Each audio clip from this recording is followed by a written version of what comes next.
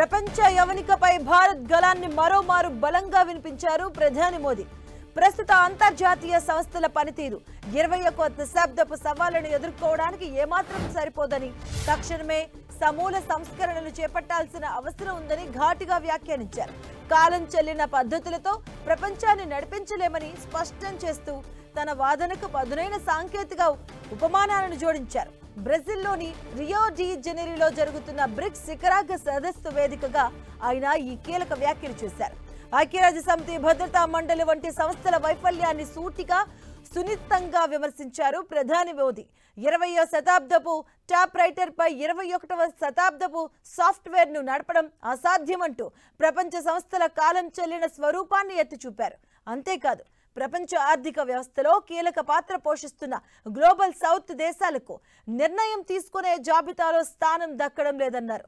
ఇది SIM card ఉండి కూడా నెట్వర్క్ లేని మొబైల్ ఫోన్ల వంటివంటూ ఆయన సెటైర్లు వేశారు. ఇలాంటి సంస్థల వల్ల ప్రపంచానికి ఒరిగేదేమీ ఉండదని పరోక్షంగా చొరకలంటించారు.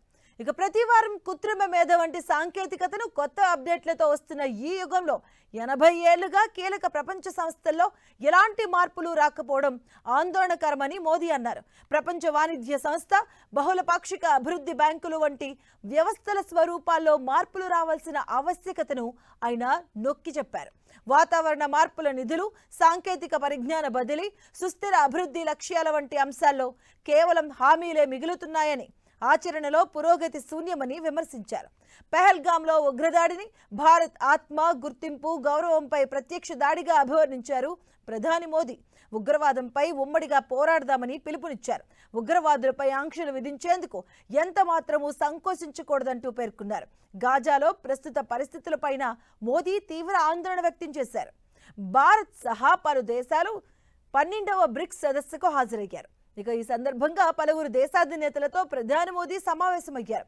క్యూబా అధ్యక్షుడు మిగ్యూల్ డియాజ్ కానెల్, అలాగే మలేషియా ప్రధానమంత్రి అన్వర్ ఇబ్రహీంతో ద్వైపాక్షిక చర్చలు జరిపారు.